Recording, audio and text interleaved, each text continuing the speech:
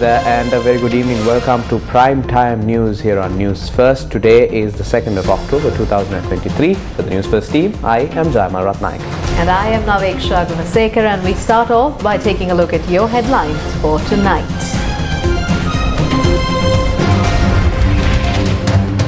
People of Mathura warn that if the salinity barrier across Nilwala River is not removed, it will lead to a serious crisis.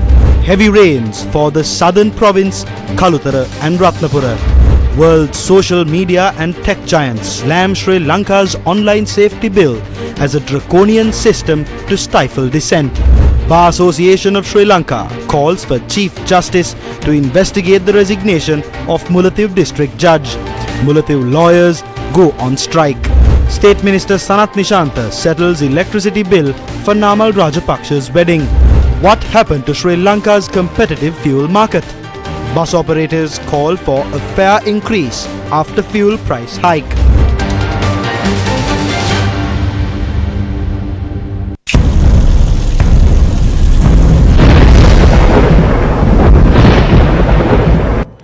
In our top story for tonight, the people in Mathura warn that if the salinity barrier set up across the Nilwala River is not removed, a dangerous situation will arise if heavy rains continue in the region. Residents of Katuwangoda, Malimbada and Narangala visited the Mathura District Secretariat earlier today and waited for hours, demanding that the salinity barrier be removed to allow the flow of water along the river. A salinity barrier was set up across the Nilwala River in Mathura from Usangoda and Pitaduwa in order to prevent seawater mixing with river water during the dry season. This measure was taken as seawater mixing with river water paves the way for a serious drinking water crisis in the country. However, heavy rainfall experienced in the Mathura district had resulted in the Nilwala River breaking its bank and inundating many low-lying areas. The people in these areas point out that if the salinity barrier is not removed, it will lead to a serious issue. The people from the affected areas visited the Mathura District Secretariat to raise their concerns. The Board of Directors observed that during the drought, saline water could flow upstream and could create a drinking water crisis to over 500,000 people. If this move goes ahead, it will not be a responsibility of the National Water Supply and Drainage Board. This is from Nishanta Ranatunga, Chairman of the National Water Supply and Drainage Board. We read out this letter for your information, which does not mean that we have accepted the facts contained in the letter. They have not built what they said they would. This is leading to a very serious issue. Anyone can understand that the river was widened. The Director General of Irrigation said that he has no power. However, the barrier was set up in an ad hoc manner. Until this is proven scientifically, the barrier must be removed. The group dispersed later in the evening after it was promised to discuss the issue at a higher level. Sri Lanka's Met Department warned that heavy showers above 100 millimeters are likely at some places in the southern province and in the Kalutara and Ratnapura districts. Hambantota recorded a rainfall of 226.4 millimeters in the past 24 hours, ending at 8:30 am, making it the area that received the highest rainfall during that period. Around 100 houses, including the Valukarama temple in Kudavalla, were inundated.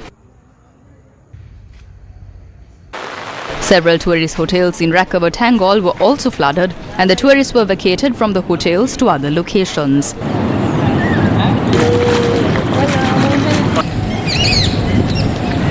One section of the Hambantota town was also inundated. Around 200 houses in Siribopura and Alokapura were also flooded.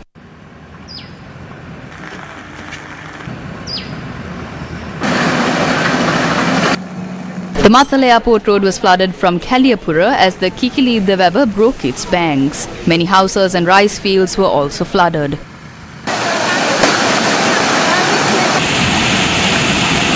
The Gin River reached minor flood levels from Baddegama and the water gauge reading was recorded as 4.45 meters. Vehicular movement was disrupted due to the flooding of the Baddegama Agaliya Road and the Baddegama Dodamgoda Road. The Divitura and Baddegama areas in Valivitia remain inundated.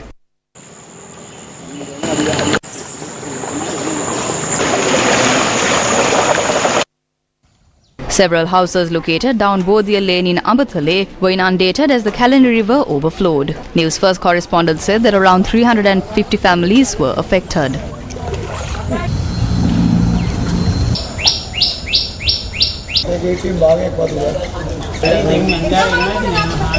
The landslide early warnings issued for 8 districts remain in effect. The National Building Research Organisation said that multiple divisional secretariat zones in the Galle, Mathura, Kegol, Ratnapura, Kandy, Kalutara, Colombo and Hambantota districts were issued with the warnings. 15,496 people of 3,672 families have been affected by the prevailing adverse weather conditions.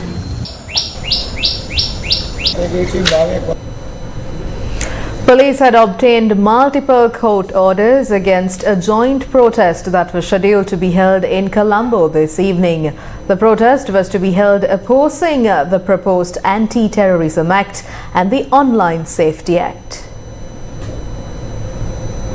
Police had obtained a court order from the 4th Magistrates Court against a group including Madhushan Chandrajit, Duminda Nagamu and Venerable Galvava Siridamathero. The court order restricted them from entering several areas in Colombo from 11 am to 6 pm today. Police and anti-riot squads were deployed in and around Fort this afternoon, and the protest commenced at 3 pm opposite the Fort railway station. A host of civil society organizations and trade unions including the IUSF, Inter-University Bhikkhu Federation, Labour Struggles Centre, Ceylon Teachers Union and FUTA participated in the joint protest. Although the group protested opposite the Fort railway station, they did not commence a march.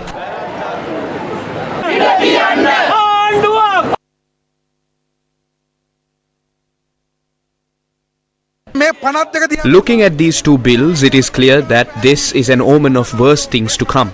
The social media bill and state suppression bill are only one part of the government's plan to evade the elections scheduled for next year. Bills that promote suppression of the masses are being introduced instead of introducing bills that are truly needed in the country. The government's stance is very clear now. We wish to inform Ranil Wickremesinghe's government that it cannot stop protests by simply introducing these laws. Recently, we saw a minister saying that people are commenting, "May they attain Nibbana" on their Facebook videos, and it must be stopped. Just because they want to stifle dissent, they are planning to silence the voices of millions in this country. Therefore, we want to tell the government that we will not allow it to pass these bills. The Asia Internet Coalition, which includes the world's largest social media and tech giants, says that it is concerned that the Sri Lanka government is moving the online safety bill without undertaking any stakeholder consultation. The Asia Internet Coalition is comprised of Amazon, Apple, Booking.com, Expedia Group, Google, GoTo, Grab, Line, LinkedIn, Meta, Pinterest, Rakuten, Shopify, Snap Inc., Spotify, Twitter and Yahoo. It added that Sri Lanka's proposed online safety bill provides for a draconian system to stifle dissent and Sri Lankans' rights to expression. Quote, "While our member companies take seriously the online safety of those who use their services, legislation should not dampen innovation by restricting public debate and the exchange of ideas that can consequently impact the digital economy. We strongly urge the government to work closely with industry stakeholders to develop regulations that are proportionate, reasonable, consistent with international best practices and most importantly, support the growth of Sri Lanka's nascent digital economy." end quote. The Parliament agenda published last week revealed that the online safety bill will be presented to Parliament tomorrow. State Minister Shanta Bandara said that the proposed piece of legislation will not impose any censorship on social media. Social media should not be suppressed. The issue we have is that the abuse of social media has threatened the lives of the youth. It has also led to the collapse in the family unit. At the same time, certain individuals threaten religion via social media, creating divisions among communities. Therefore, if such acts of incitement are taking place via social media, they need to be regulated. The government can be criticized. However, there will be no censorship on social media. This bill is being introduced with the objective of providing justice to victims of social media.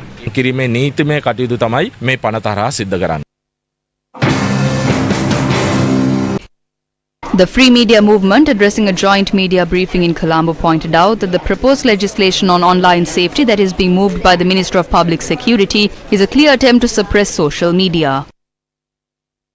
ප්‍රජාතන්ත්‍රවාදී ව්‍යුහය දියුණු කරන්න පියවරක් If the rulers are taking measures to crack down on democracy instead of improving it, then such rulers have no vision or ability to even develop the economy. Their narrow objective is to take away the right we have to speak out and to retain their hold on power.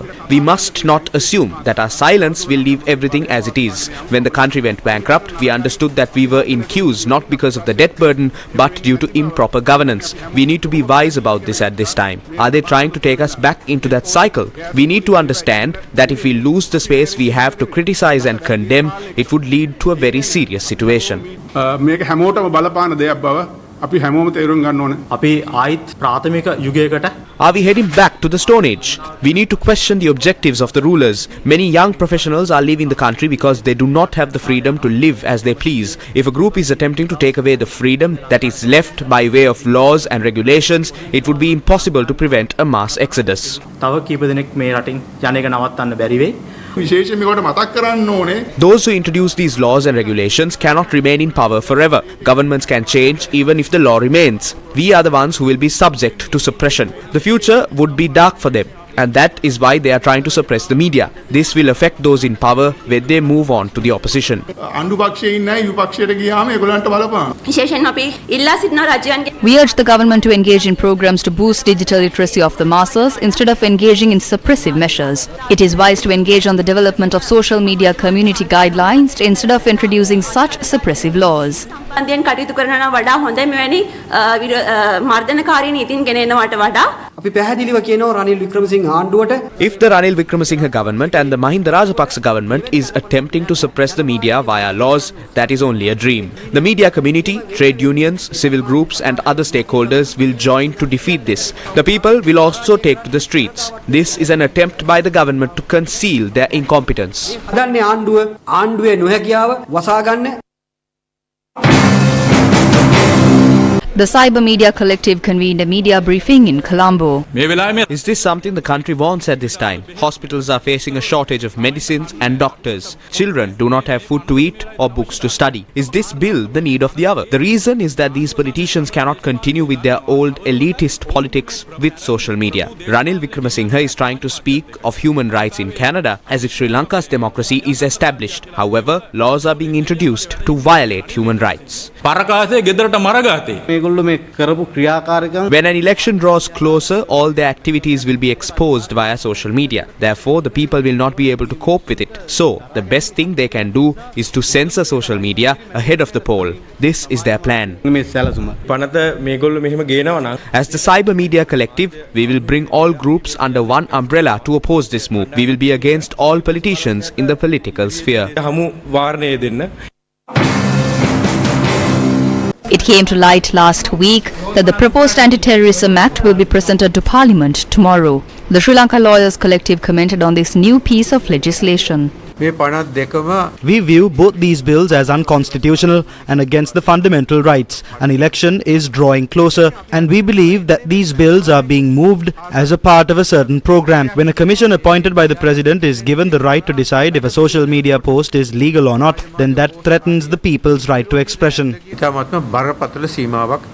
With this kind of repressive laws that have been brought that are aimed at preventing the information that is getting into the social media and the society, then that is something that's going to affect the freedom of expression in this country, particularly the fundamental right. If that happens, they are not going to, the investors will not be deciding in favor of a country that has no freedom of expression, that has no democratic rights as they would wish, and even in this instance, the social media, the companies that are engaged in, such as the WhatsApp, Viber, and there are so many other media companies, they could also be charged. They could also be charged by the Media Commission if they say that if you are continue to publish something that we consider it to be an offence or defamatory or whatever, then they could also be charged. So they will not remain in a country that imposes this kind of restrictions. So they will move out. The online safety bill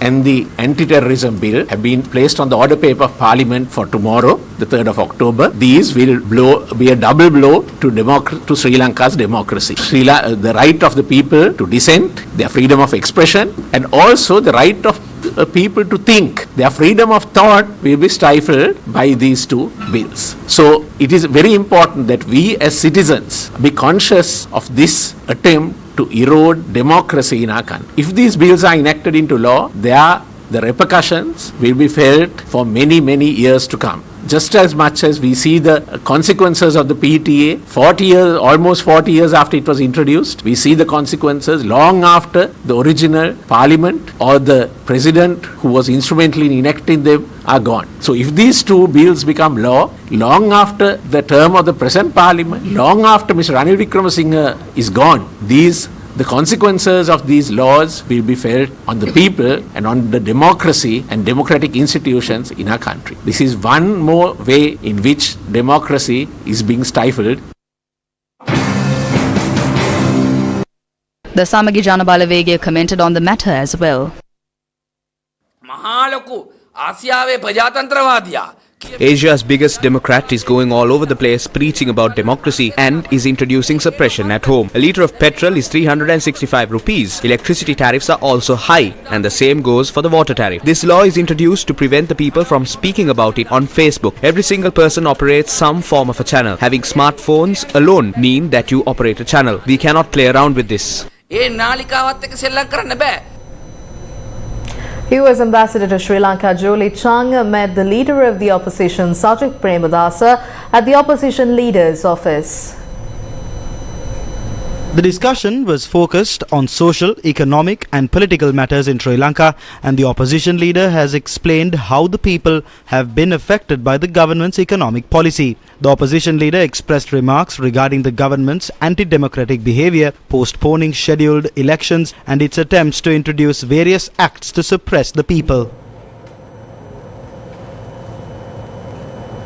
The Sri Lanka Governance Diagnostic Assessment September 2023 by the IMF mission has revealed widespread and persistent protests in 2022 over the behavior of top officials reflected a consensus that corruption had paved the way for the economic crisis. The Sri Lanka Governance Diagnostic Assessment September 2023 noted that the particular configuration of power under the presidency of Gotabaya Rajapaksa created unique governance challenges. It added that excessive concentration of authority in the hands of a group of individuals tightly linked by familial ties served to emphasize the political power of a small elite and perhaps assisted in the coordinated improper use of public power. The GDA noted that even though Gotabaya Rajapaksa's government was in power for less than 3 years, its time in office featured catastrophic declines in tax revenues, the signing of investment agreements negotiated in opaque circumstances, granting control over state property, and extensive long-lasting concessions, as well as dramatic increases in external and domestic debt. However, according to the IMF mission that prepared the governance diagnostic assessment, the Wickremesinghe government's efforts to simply restore past arrangements and institutions are unlikely to be sufficient to address underlying systemic governance challenges and corruption issues that were broadly exposed in the last years. It added that grand corruption was perceived to be slightly more frequent than petty, adding that until prompted, respondents do not view corruption as a critical problem, seemingly having accepted it as a regular part of governance in the country. The GDA says that overall, current arrangements act to insulate top government officials from accountability. It pointed out that governance and corruption issues have imperiled national and social well-being, adding that the recent past has demonstrated the extent of impunity afforded to top officials even for ruinous behavior. The Governance Diagnostic Assessment recommends Sri Lanka develop a national anti-corruption plan for 2025 to 2029 on the basis of inclusive consultation with clearly defined objectives, responsibilities, management and oversight arrangements and public reporting requirements. The United Nations High Commissioner for Human Rights in a recent report pointed out that the 2022 economic crisis is a demonstration of the indivisibility of human rights and how impunity, corruption and the weakening of democratic and rule of law institutions ultimately impacted the economic situation. State Finance Minister Ranjit Siambalapitiya said action with regard to the report will be taken following a comprehensive study. අපි තාම ගැඹුරු ආර්ථික ප්‍රශ්නයකට මුහුණ දීලා We are gradually recovering from an economic crisis. We are engaged in discussions with the IMF. This is a summary of the review of the agreements that we reached. Action with regard to the report will be taken following a comprehensive study. ඉදිරි පියවර ගත යුතුයි කියලා මම කල්පනා කරනවා. In more headline-making news, State Minister Sanath Nishantha settled an electricity bill in excess of 2.6 million rupees that had been accrued during MP Namal Rajapaksa's wedding. State Minister Sanath Nishantha arrived at the CEB this afternoon and settled the bill after inquiring into the matter. Mahinda Rajapaksa is the man who ended the war, developed the country and contributed in many ways to the country. We cannot allow him to be insulted. According to what the chairman told me, Namal Rajapaksa was not a minister when the wedding took place. He was an opposition MP. Maithripala Sirisena was the president at the time and incumbent President Ranil Wickremesinghe was the Prime Minister. Many MPs and ministers attended the wedding. Security personnel had requested security lights to be installed since the President too would be attending.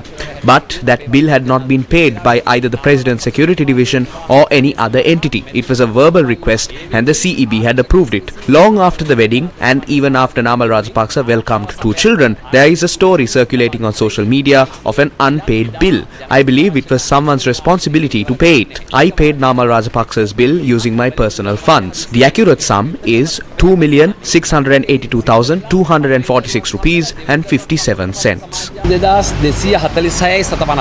Namal Rajapaksa මහත්තයා දන්නවද ඔබතුමා මේක බිල ගෙවනවා කියලා? නාමල් රාජපක්ෂ මහත්තයා මම හවස කියනවා තාම දන්නේ නැහැ. News first with the people. Private bus operators in Sri Lanka say that the government must allow them to increase fares in line with the fuel price hike. Bus unions said that long-distance buses incur an additional loss of 2,500 rupees per day following the fuel price revision, while short-distance buses suffer a loss of 1,000 rupees per day. The Ceylon Petroleum Corporation and Lanka IOC increased fuel prices with effect from today. According to the new price revision, the price of a litre of 92-octane petrol was increased by 4 rupees to 365 rupees. The price of a litre of 95-octane petrol was increased by 3 rupees to 420 rupees. The price of a litre of Lanka auto diesel was increased by 10 rupees to 351 rupees. The price of a litre of super diesel has increased by 62 rupees to 421 rupees. The price of a litre of kerosene oil was increased by 11 rupees to 242 rupees.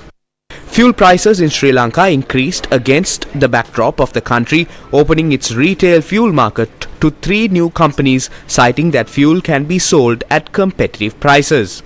We will be able to reduce the price of fuel due to the competitive nature among these companies. Leading international companies have come forward. Sinopec, the latest entry to Sri Lanka's retail fuel market, was the first to announce the price revision yesterday. Sinopec increased the price of a litre of 95-octane petrol by 6 rupees, auto diesel by 10 rupees, super diesel by 61 rupees before the announcement from CPC and LIOC. Sinopec announced that there will be no change in the price of 92-octane petrol. A discussion took place in Colombo today over the delay and cancellation of Sri Lankan Airlines flights. A discussion over the delay and cancellation of Sri Lankan Airlines flights took place at the Ministry of Ports, Shipping and Aviation. It was attended by Minister Nimal Siripala de Silva, the management of Sri Lankan Airlines and trade union representatives. An allegation was made that trade union action resulted in the delay of flights. We reject that allegation. Recruitment was stalled, citing the restructuring of Sri Lankan Airlines. Decisions were not made on time. That is what led to this unfortunate situation at Sri Lankan Airlines. They agreed to sit down for talks. I believe a work to rule campaign had taken place. If not, such a disruption cannot take place. Strikes and work to rule campaigns are normal for an airline. We have a limited number of aircraft and we wanted to procure more, but we were not allowed to. It is difficult to procure an aircraft now because the demand is high and the cost is also high. International media reported that India's Adani Group was in talks with the Sri Lankan government to take over the national carrier. It also reported that Tata Sons and Emirates had also discussed the acquisition of Sri Lankan Airlines. එතකොට ප්‍රතිව්‍යුහගත කිරීම සම්බන්ධයෙන් යම් කතාවක්. ඒක ඉස්සරහට යනවානේ. ඒක ගැන මට කතා කරන්න බෑ. ඔක ඉතින් අදාළ සමාගම සම්බන්ධයෙන් සාකච්ඡා වුණාද? නෑ.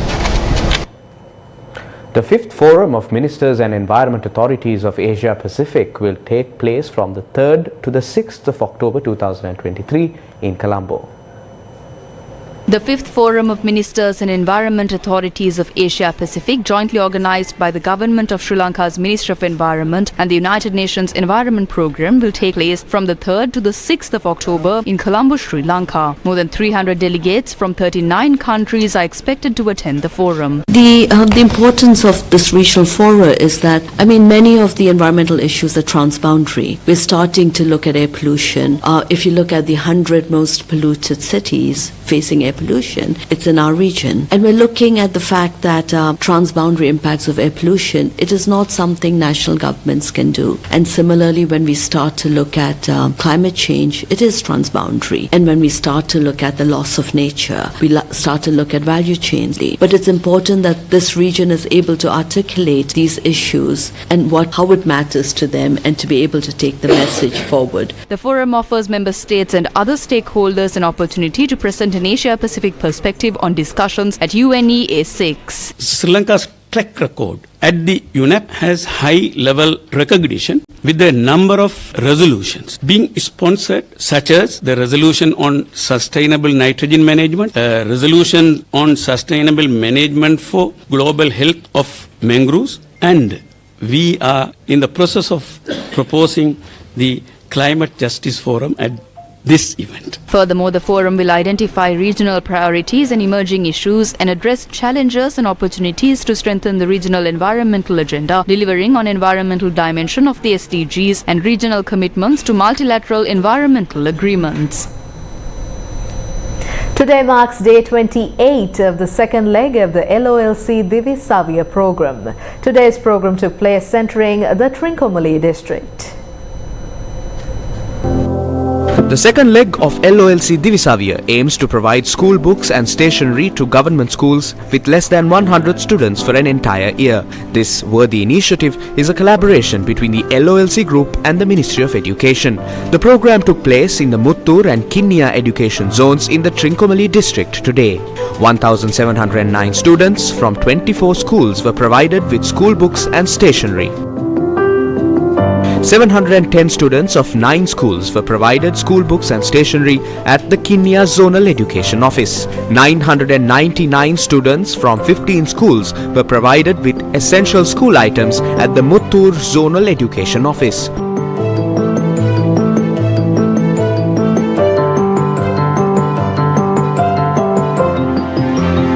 The LOLC Davia program will continue to create a bright future for the country's student population.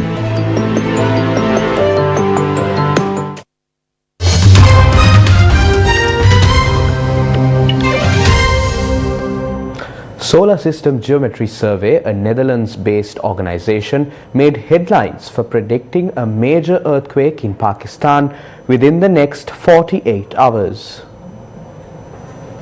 The Dutch scientist who works for SSGEOS has a record of predicting earthquakes, notably foretelling a massive quake in Turkey early this year in which over 47,000 people lost their lives. In its recent prediction, the scientist reports massive surge of electricity activity along Chaman fault lines, sparking anticipation of a powerful earthquake in next 48 hours. The report claimed fluctuations of electric charge in the atmosphere near the sea level have been recorded, and the region neighboring Pakistan and Afghanistan could experience strong tremors in the next few days. It further said that these areas defined are only approximations and there is currently no reliable way to determine the exact locations.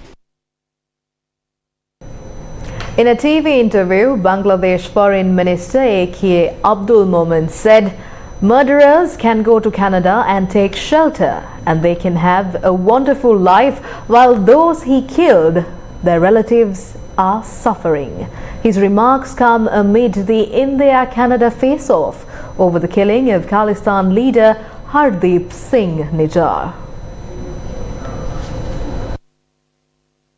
You see, we have very good relationship, rock solid relation in India.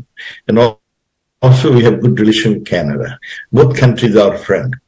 Now, I don't know the detail of this issue between India and Canada, but I know that, we have a problem with Canada. And that's about, we have one of the killers of our father of the nation, Bangabandhu Sheikh Mujibur Rahman, you just mentioned. You see, his killer is having a good life in Canada.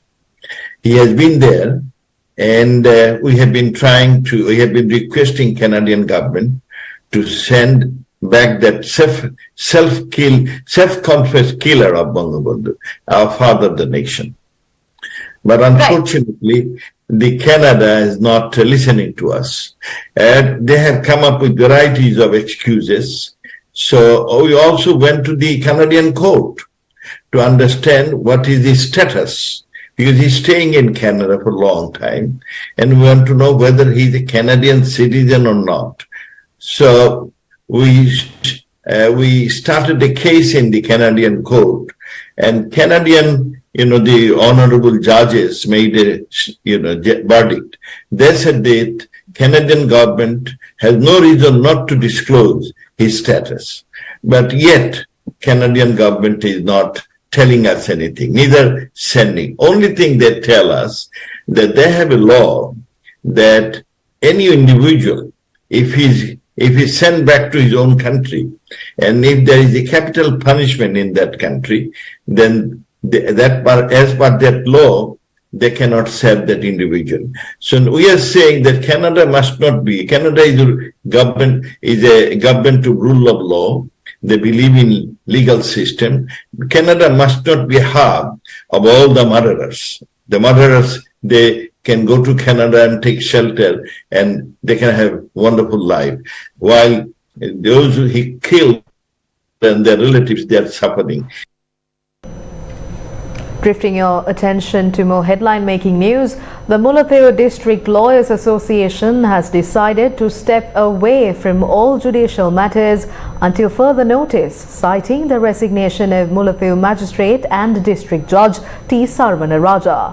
The Bar Association of Sri Lanka, in a letter to the Chief Justice, sought an immediate investigation into the resignation of the Magistrate and District Judge. The Mullaitivu District Lawyers Association convened a media briefing to announce their stance. The judges have expressed their dismay over this situation. As lawyers, we have decided to take such a measure to prevent other judges from facing this situation and to also protect the independence of the judiciary. We will engage in this move until justice is served. ශ්‍රී ලංකා නීතිඥ සංගමය අද අගවිනිසුරු ජයන්ත ජයසූරිය මහතා හමු වී T සරවනරාජ මහතා අධිකරණ සේවා කොමිසමට යවූ ඉල්ලාස්වීමේ ලිපි අඩංගු කරුණු සම්බන්ධයෙන් විධිමත් පරීක්ෂණයක් ඉල්ලා සිටියා. ඔවුන් පොලිස්පතිවරයාට සහ මහජන ආරක්ෂක අමාත්‍යවරයාට මේ සම්බන්ධයෙන් ලිපි යොමු කර තිබෙනවා. It is the opinion of the Bar Association, if these allegations are found to be true, it is a serious issue that will erode the public confidence, trust in the legal system. And it is our opinion that all judicial officers must have the freedom to discharge their duties without any fear or favor. Therefore, we will be closely monitoring this situation. The Lanka Tamil Arasu Katchi staged a protest opposite the old district secretariat of Kilinochchi, demanding an end to interfering with the independence of the judiciary. Civil groups, trade unions and the lawyers attached to the Kilinochchi Magistrate Court, among others, were present for this protest. This issue highlights that the country's judicial system is inactive. Sri Lanka's democratic vision in the face of the international community is fading away. The judge Sarvanaraja left the country because he could not operate as per the law. Justice is dead in this country. There is no justice. The Mahinda family impeached Shirani Bandaranayaka. The present judge also fled the country because justice is threatened. Where can we get justice in Sri Lanka?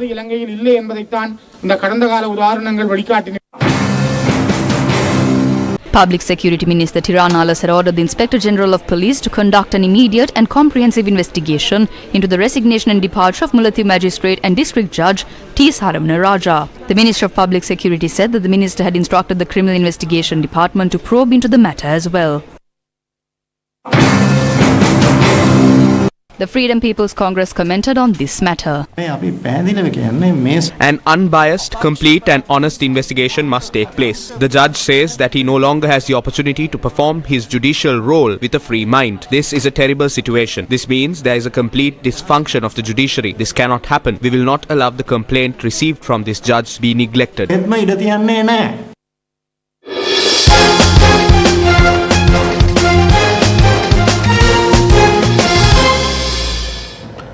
Sri Lanka was deprived of an opportunity to win a medal in the track events of the Asian Games for the first time in 17 years. Sri Lanka were disqualified for lane infringement in the mixed 4x400 meter relay at the 19th Asian Games in Hangzhou, China. The mixed 4x400 meter relay at the 19th Asian Games took place in Hangzhou, China. The Sri Lankan team clocked 3 minutes 14.25 seconds to come in second. However, Sri Lanka disqualified for lane infringement as per the official website of the Asian Games. Sri Lanka was represented by Kalinga Kumarage, Aruna Darshana, Nadisha Ramanayaka and Tharushi Karunaratna. Bahrain won gold, finishing first. India won the silver medal and Kazakhstan was placed third.